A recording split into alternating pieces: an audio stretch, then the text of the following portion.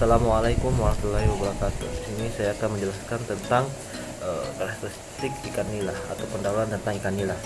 Ikan nila merupakan jenis ikan tilapia yang berasal dari perairan di lembah sungai Nil Afrika dan pertama kali ditangkap ke Indonesia pada tahun 1969, 1990, dan 1994 yang masing-masing berasal dari Taiwan, Thailand, dan Filipina. Ikan nila termasuk ke dalam film Chordata, kelas Pisces, order Pericornuti, famili Ciccididae, dan genus Oreochormis dengan spesies Oreochormis sp. Karakteristik ikan ini memiliki bentuk tubuh yang agak memanjang dan tipis, memiliki garis vertikal berwarna gelap sebanyak 6 buah pada sirip ekor. Pada bagian tubuh memiliki garis vertikal yang berjumlah 10 buah. Pada sirip ekor terdapat 8 buah garis melintang yang ujungnya berwarna kehitam-hitaman, mata agak melonjong, dan pinggirannya berwarna hijau kebiru-biruan. Letak nilainya terminal yang berarti posisi atau arahnya ke depan, sedangkan linia lateralisnya terputus menjadi dua bagian, letaknya memanjang di atas sirip dada. Jumlah sisiknya pada garis tusuk berjumlah 34 buah, memiliki 17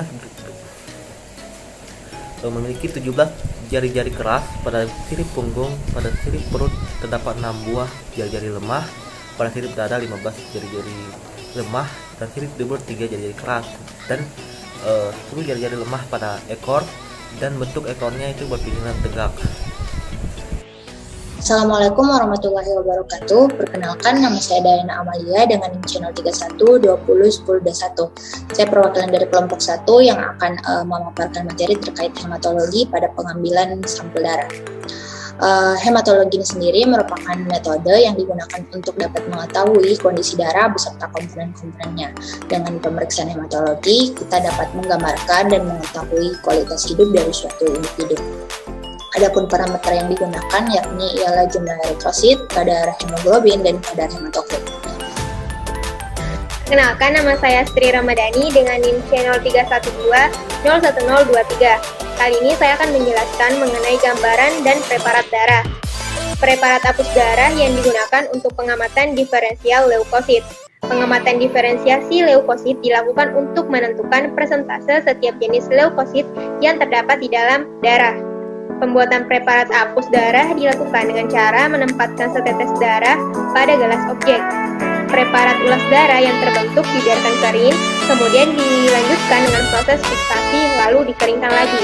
Setelah dicuci dan dikeringkan, selanjutnya preparat diamati di bawah mikroskop dan dilakukan perhitungan masing-masing jenis leukosit. Baik, terima kasih atas kesempatannya. Saya Gina Rizky Iqbal dengan NIM akhir 064 akan menjelaskan bagaimana gambaran darah ikan nila normal. Jumlah eritrosit pada ikan nila berkisar 1,05 sampai 3,0 kali 106 sel per mm kubik. Eritrosit berwarna kekuningan, berbentuk lonjong, kecil dengan ukuran berkisar 7 sampai 36 mikrometer. Rendahnya jumlah eritrosit merupakan indikator terjadinya anemia, sedangkan tingginya jumlah eritrosit menandakan ikan dalam keadaan stres. Selanjutnya leukosit. Leukosit berbentuk lonjong hingga bulat. Leukosit pada ikan nila jenis eosinofil dan basofil itu jarang ditemukan, kecuali jika terjadi reaksi kekebalan dengan perantaran sel. Kisaran normal jumlah eritrosit pada ikan nila itu sekitar 20.000 sampai 150.000 sel per mm kubik. Faktor yang mempengaruhinya ialah kondisi dan kesehatan tubuh ikan. Jika ikan sakit, tubuh ikan akan menghasilkan lebih banyak leukosit untuk memfagosit bakteri dan mensintesa antibodi. Perkenalkan, nama saya Serenia Zahra, NIM channel 312010116. Saya akan memaparkan materi mengenai diferensial leukosit. Untuk mengamati dan menghitung diferensial pada leukosit, maka kita memerlukan 2 gelas objek dengan meneteskan darah pada salah satu gelas objek, kemudian meratakannya menggunakan gelas objek lainnya. Setelah diratakan, gelas objek tersebut kemudian difiksasi udara atau dikering udarakan, yang bertujuan untuk mempermudah pewarnaan menggunakan pewarna gimsa. Dalam pewarnaan gimsa, pertama-tama preparat difiksasi menggunakan larutan metanol selama 5 menit. Lalu direndam pada pewarna gimsa 1:20 selama 15 menit. Setelah itu, preparat tersebut kemudian dibersihkan menggunakan air mengalir atau aqueous secara perlahan dan diletakkan di bawah mikroskop dengan perbesaran 400 kali. Persentase dari leukosit dihitung dengan cara melakukan pengamatan sebanyak 10 lapang pandang terhadap preparat dan mengelompokkan preparat tersebut atau leukosit pada preparat dengan beberapa kelompok diferensial seperti monosit, limfosit, trombosit, dan neutrofil. Setelah itu, untuk melakukan perhitungan secara matematis, maka jumlah dari leukosit, jenis leukosit pada tiap lapang pandang dibagi 100 dikali dengan 100%. Misalnya pada limfosit pada presentasi limfosit pada salah satu lapang pandang sama dengan jumlah limfosit pada lapang pandang per 100 dikali dengan 100%. Perhitungan secara matematis ini dilakukan dengan cara yang sama pada seluruh kelompok diferensial leukosit. Selanjutnya, saya Rizpa Alfian Hendra dengan NIM channel 312011050. Di sini saya akan menjelaskan mengenai prosedur percobaan. Yang pertama, pengambilan darah ikan. Ikan nila yang telah disediakan sebelumnya dikeluarkan dari wadahnya dan diletakkan di atas mampan. Kemudian menutup mata ikan. Kemudian darah selanjutnya yang diambil sesuai dengan kebutuhan untuk pemeriksaan profil darah, yaitu erosit, leukosit, dan seterusnya. Kemudian pembuatan preparat darah. Nah, pengambilan darah dapat diambil pada bagian linea lateralis atau diambil di bagian dekat pangkal sirip ekor menggunakan strike atau jarum suntik yang dibelas atau telah dimasukkan ke dalam larutan antikoagulan. Darah yang telah diambil kemudian dimasukkan ke dalam tabung epondral. Yang kedua, yaitu perhitungan sel darah merah. Darah diisap dengan pipet yang berisi bulir pengaduk warna merah sampai skala 1. Kemudian pengadukan darah di dalam pipet dilakukan dengan mengayunkan tangan dan memegang pipet seperti membentuk angka 8 selama 3-5 menit. Kemudian jumlah sel darah merah dihitung dengan bentuk mikroskop dengan pembesaran 400 kali. Kemudian jumlah erosit total dihitung sebanyak 10 kotak kecil dan dikonversikan menurut jumlah kotak kecil sehingga didapatkanlah jumlah sel darah merah per mililiternya. Yang ketiga, perhitungan sel darah putih. Pertama, darah sampel yang dihisap dengan pipet yang berisi bulir pengaduk berwarna putih sampai skala 0,5. Kemudian setelah itu, 2 tetes pertama larutan darah dari pipet yang dibuang, kemudian teteskan larutan pada hemosimeter. Setelah itu ditutup dengan gelas penutup. Nah, cairan akan memenuhi ruang hitung secara kapiler. Jumlah sel darah putih atau leukosit total dihitung dengan bantuan mikroskop dengan pembesaran 400 kali. Setelah itu diamati, hitung jumlah sel darah putih yang muncul. Selanjutnya, pembuatan preparat darah. Nah, preparat darah digunakan untuk pengamatan diferensiasi leukosit. Pengamatan diferensiasi leukosit ini dilakukan untuk menentukan presentasi setiap jenis leukosit. Caranya itu preparat darah yang terbentuk kemudian dibiarkan hingga kering, lalu dilanjutkan dengan proses fiksasi dengan cara merendam preparat di dalam metanol. Kemudian setelah 5 menit direndam lalu dikeringkan. Nah, preparat kemudian dimasukkan ke dalam larutan giemsa selama 15-30 menit. Setelah itu dibilas dengan aquades lalu dikeringkan lagi. Kemudian preparat yang telah jadi kemudian ditempatkan di bawah mikroskop dan diamati dengan pembesaran 400 kali yang dilakukan perhitungan masing-masing jenis leukositnya. Yang terakhir yaitu perhitungan diferensiasi leukosit.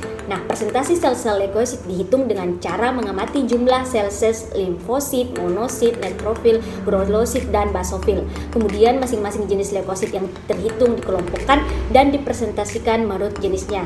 Nah, cara perhitungan nilai diferensiasi leukosit adalah sebagai berikut. Assalamualaikum warahmatullahi wabarakatuh. Perkenalkan, nama saya Andil Septianti dengan NIM channel 31201024. Pada kesempatan kali ini, izinkan saya untuk menjelaskan secara singkat sifat organisme yang dimiliki oleh ikan nila. Ikan nila ini sendiri bersifat omnivora, tahan terhadap perubahan lingkungan, serta mampu mencerna makanannya secara efisien. Pertumbuhan ikan nila juga berlangsung secara cepat, serta tahan terhadap serangan penyakit. Selain itu, sifat biologis, ikan nila jantan dan betina memiliki sifat pertumbuhan yang berbeda. Ikan nila jantan tumbuh lebih cepat dibanding ikan nila betina. Perbedaan sifat pertumbuhan ikan nila jantan dan betina diduga karena memiliki faktor tingkah laku dan perkembangbiakan yang berbeda.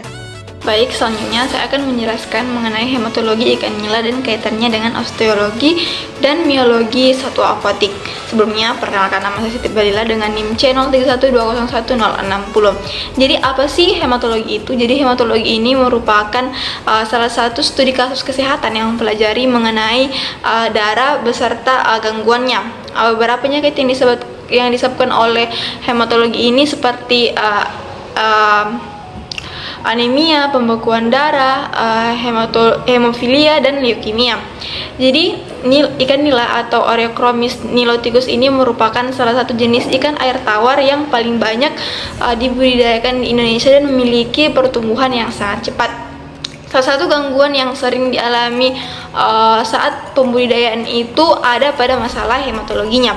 Gambaran parameter darah atau hematologis ini merupakan aspek pendukung dalam menentukan status kesehatan ikan. Darah merupakan salah satu jenis komponen pertahanan dari serangan penyakit yang masuk ke dalam tubuh ikan.